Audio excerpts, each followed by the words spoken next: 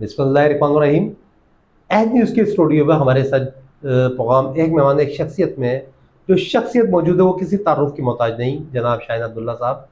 एक बेहतरीन तजिया निगार, हालात पर बहुत गहरी नज़र रखते हैं। इनसे जो जिस टॉपिक पर आज हम बात करेंगे, राय लेंगे, मशवरा लेंगे या इनकी उस पर तफसीर सुनेंगे, वो होगी जो इस वक्त कराची के अंदर जो गदागीर, जो फ़कीर एकदम जिनकी यलगार हुई है, और ख़ास तौर पर इस माह मुबारक में जैसा कि देख रहे हैं आप कि हर मस्जिद के बाहर हर गली में 2 4 8 फ़कीर मौजूद हैं। इसकी वजूहत क्या है? शाहीन साहब क्या कहना चाहेंगे आप इस बारे जनाब में? सईद लोधी साहब, बहुत शुक्रिया कि आपने इस अहम मामले में, जिसमें कराची के हर मुतमल तबके के लोग और नॉर्मल कराची के जो मिडिल क्लास लोग हैं वो इससे मुतासर होते हैं। देखें, पहली चीज़ रिहैबिटेशन और भिखारी दो अलग चीज़ें हैं। हमारे यहाँ 20 अदारे काम कर रहे हैं, मैं नाम नहीं लूँगा किसी का भी, जो रिहैबिटेशन के नाम पे लोगों को भिखारी बनाते हैं और बाहर से गांव देहातों से सैकड़ों की तादाद में ट्रकों में भर के लाते हैं, उनको यहाँ लॉजिस्टिक सपोर्ट देते हैं, उनको यहाँ रखते हैं और फिर उनसे भीख मंगवाते हैं और भीख मंगवा करके वो अपना कारोबार करते हैं। ऐसे बहुत सारे ग्रुप हैं, ग्रोह हैं। ये क्रिमिनल ऑफेंस है। सवाल ये पैदा होता है कि वही बात, अदारों की कमजोरियां, अदारे क्यों नहीं चेक करते हैं? देखें आप, सन 2004 में जब ज़लज़ला आया था, उसके बाद अरबों डॉलर मुख्तलिफ ममालिक से पाकिस्तान आए और वो एनजीओ की मालकान जो थी वो ब्यूरोक्रेट्स की बीवियां थी, जो शौकिया एनजीओ चला रही थी और बाहर से दबा के पैसा आ गया। इतना पैसा है कि हुकूमत ने एनजीओ की अकाउंट खुलवाने पे पाबंदी लगा दी, बहुत मुश्किल कर दिया। लेकिन वो ऊपर सतह की भीख है। ये जो इसकी बात आप कर रहे हैं, ये निचले सतह की भीख है। अच्छा, इसमें करप्शन का एक तरीका है। ये एक अट्टा कट्टा आदमी जो मजदूरी कर सकता है, वो कटोरा हाथ में लेके भीख क्यों मांग रहा है? इसलिए कि जिसने उसके हाथ में कटोरा दिया है, जिसने वो एरिया दिया है, डोमेन दिया है कि इस सिग्नल से लेके उस सिग्नल तक तुमने ये करना है और 80 रुपए मुझे देने हैं शाम को। सर 80 रुपये कहाँ? ये तो मैं एक 2 2 4 4 5 5 हज़ार की बात हो रही है। मिसाल दे रहा हूँ, एक मिसाल दे रहा हूँ। इसी तरह से मस्जिदें बिकी हुई हैं कि इस ग्रोह के लोग इस मस्जिद पे जाएंगे। इसी तरह से मार्केटें बिकी हुई हैं कि इस मार्केट में इस ग्रोह के इतने भिखारी होंगे। अच्छा, इसमें थोड़ा सा और आगे की तरफ सोचे तो कराची से अगवा हुए बच्चों को माजूर करके उनके हाथ को, उनके चेहरे को जला करके उनसे भी भीख मांगने का कारोबार करवाया जाता है। ये एक इंतहाई, जिसे कहते हैं हार्मोनिक क्राइम है, इंतहाई मुल्हिक जुर्म है, लेकिन हमारे अदारे खामोश हैं। देखें, जिस तरह से डॉक्टर आसिम हुसैन ने हेल्थ कमीशन ऑफ पाकिस्तान बनाया, क्विकर्स जितने थे उनको लगाम दिया, उसी तरह से वेलफेयर कमीशन ऑफ पाकिस्तान हुकूमत सिंध ने बना लिया कि अब वेलफेयर को, एनजीओ को रजिस्टर्ड हुकूमत सिंध का वेलफेयर कमीशन करेगा। ये क्यों किया गया? कभी आपने इसको सोचा है? भीख मांगना एक शोबा बन गया है, एक कारोबार बन गया है, जिसको ठेकेदार चला रहे हैं, जिसको ठेकेदार चला रहे हैं। आपकी मोटरसाइकिल छिन जाती है, आप एफआईआर कटवा देते हैं, आपके सामने एक 4 साल के बच्चे को लाके कोई औरत गोद में खड़ी हो जाती है, आप उसको 2000 दे देते हैं, 3000 दे देते हैं इंसानी हमदर्दी के तहत, लेकिन आप वो हमदर्दी नहीं कर रहे, आप रिहेबिटेशन नहीं कर रहे हैं, आप भिखारी पैदा कर रहे हैं। अदारों का काम होता है। देखें, यूरोप में, अमेरिका में मैंने खुद देखा है, छोटे बच्चे को अगर माँ बाप भी डांटेंगे तो वो एक नंबर है, उस पर कॉल कर देगा, वो वहाँ के शेरफ आएगी, पुलिस आएगी, माँ बाप को तंबी करेगी, माँ बाप कहते हैं कि नहीं जी हम तो इसको मारेंगे, तो वो ले जाते हैं बच्चे को, ले जाके वो अपने जो उनका सिस्टम होता है, गिरजाघर, जो उनके रिहेबिलिटेशन सेंटर होते हैं, वहाँ रखते हैं, पढ़ाते हैं, तालीम देते हैं। सर हमारे यहाँ तो निज़ाम ही दूसरा है ना। फ़कीरों की या ये गदागरों की पूरी पूरी बसें भरकर यहाँ पर आती हैं। पता चलता है शाम में रोज़ा इफ्तार के नाम पर जगह जगह जगह जगह इन लोगों ने, हमारे ही लोगों अच्छा ने देखिए, एक और भी बात है। हम 1947 में आज़ाद हुए हैं, लेकिन हम आज तक आज़ाद नहीं हुए।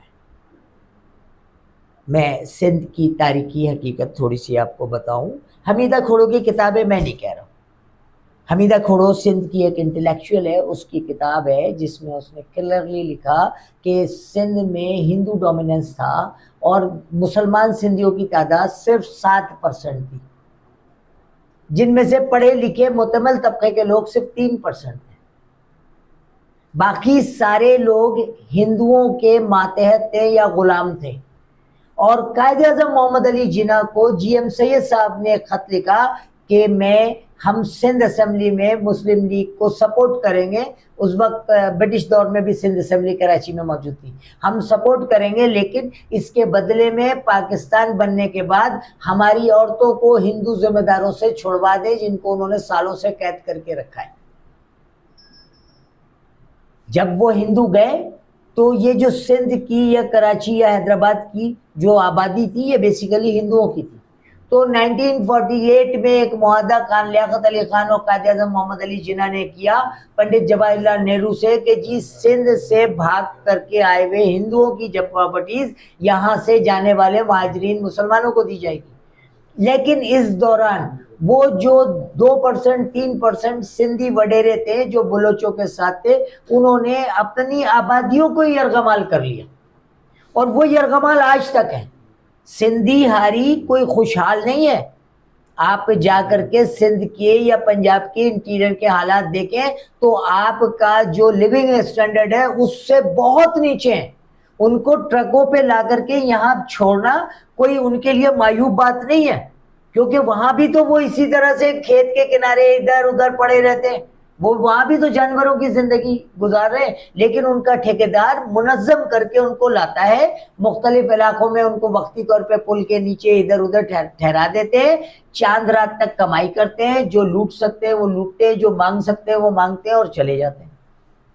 सर इस काम को आसान आई थिंक कि हमारी जो यहाँ कुछ NGOs हैं जो कि रमज़ान इफ्तार के तौर पर या सहरी के तौर पर, ये जगह जगह आपने देखा होगा कि इन लोगों ने फ्री खाना घर के नाम से और मुख्तलिफ दस्तरखान के नाम से चलाया हुआ है।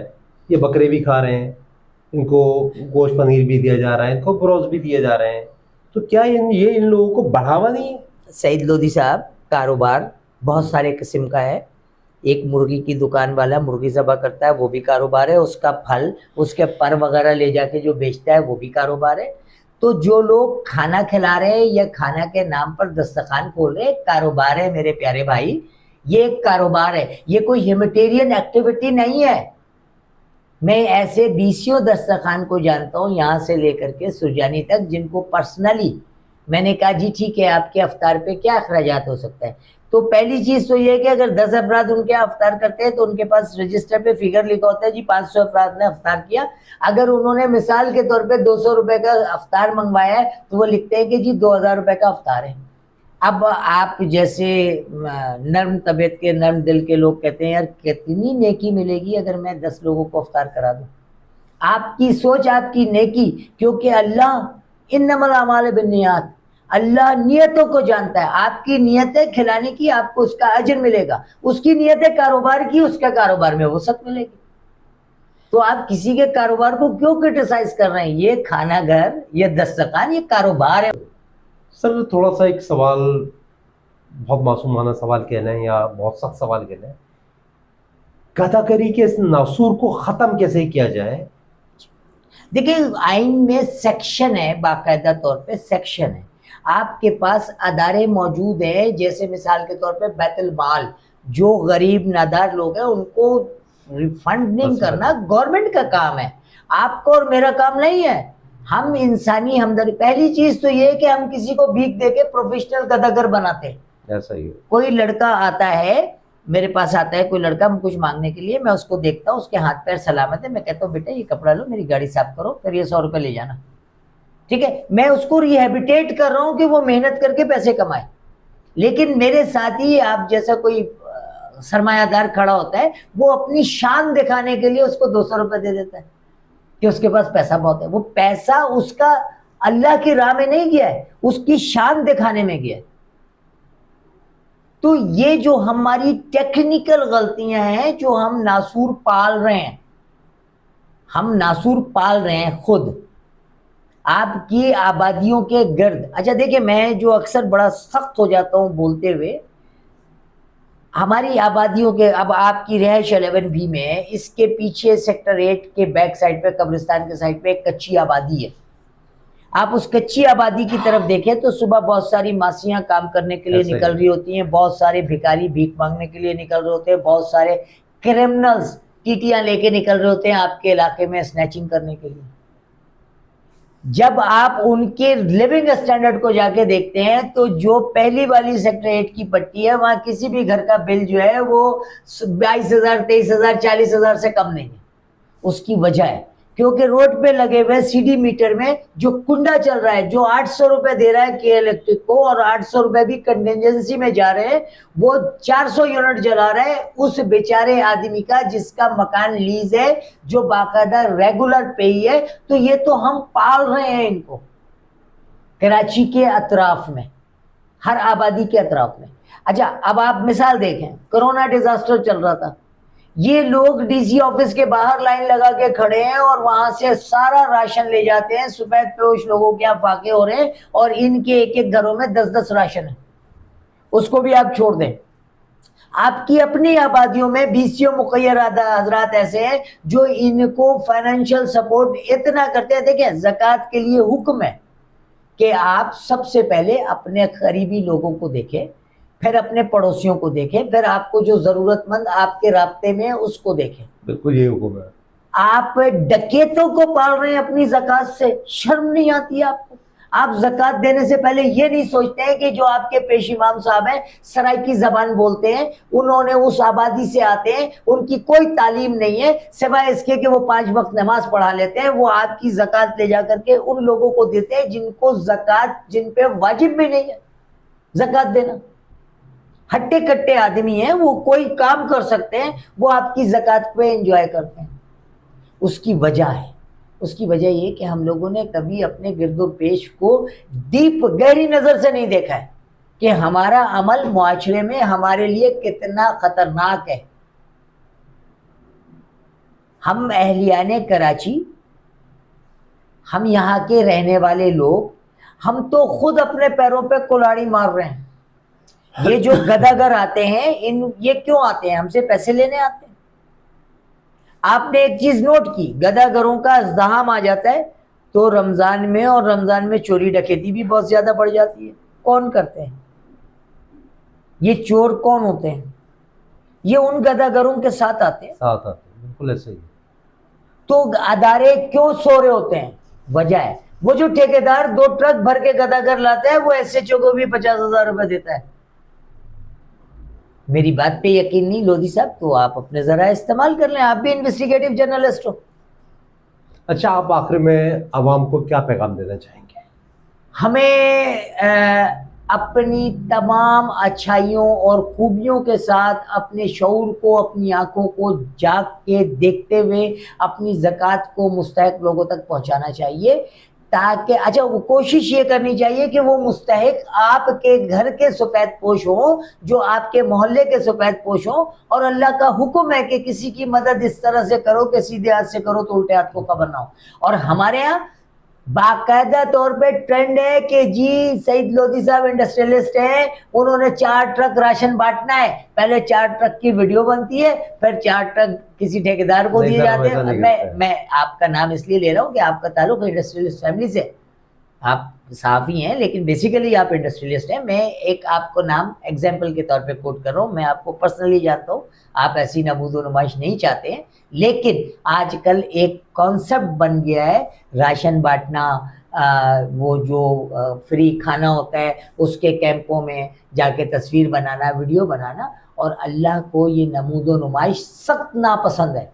देखें, अल्लाह रब्बुल इज़्ज़त इसका इतनी सख्त हिदायत है कि अगर आपको नमाज पढ़ते हुए ज़रा सा ये ख्याल आ जाए कि यार वो मेरा बॉस नमाज पढ़ते हुए देख के खुश होगा, तो आप यकीन करें वो नमाज आपके लिए अजाब हो जाती है, मुंह पे मार दी जाती है, मुंह पे मार दी जाती है।